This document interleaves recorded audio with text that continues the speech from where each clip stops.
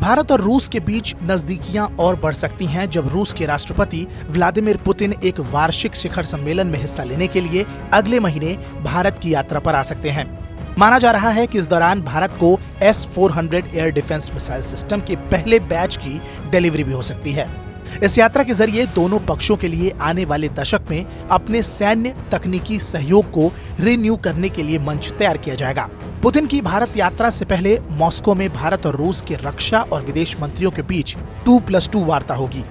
एक रिपोर्ट के मुताबिक ये वार्ता पुतिन के शिखर सम्मेलन के लिए नींव रखेगी।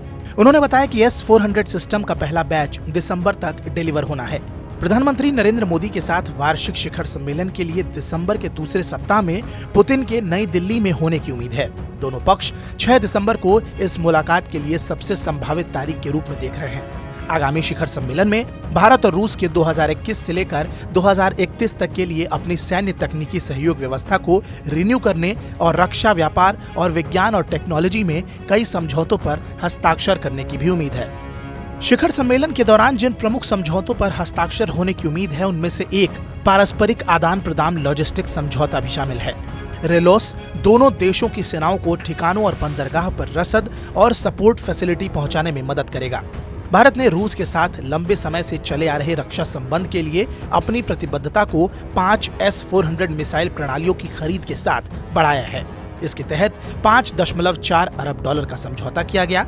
वहीं अमेरिका ने समझौते को लेकर चेतावनी दी थी कि countering America's adversaries through section act यानी कि CAATSA के तहत प्रतिबंध भी लगाए जा सकते हैं।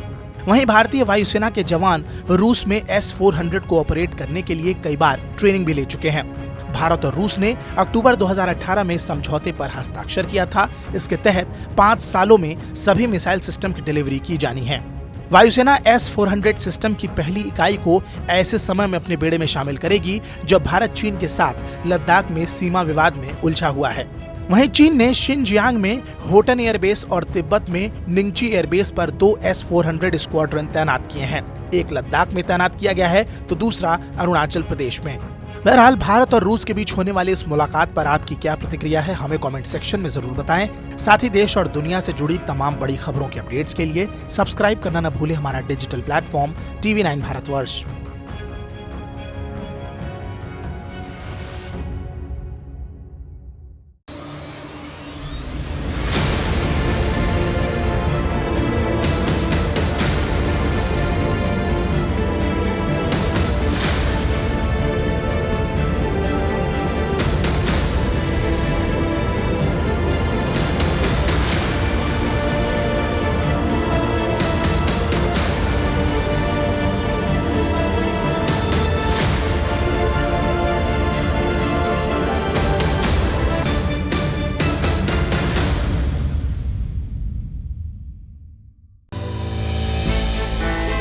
हमने की गलती फिर एक बार, कोरोना ने किया दोबारा प्रहार। मास्क, 2 गज दूरी, करें अपनी सुरक्षा पूरी। कोरोना टीका हम सबको लगाना है, मिलकर साथ समझदारी से कोरोना को हराना है।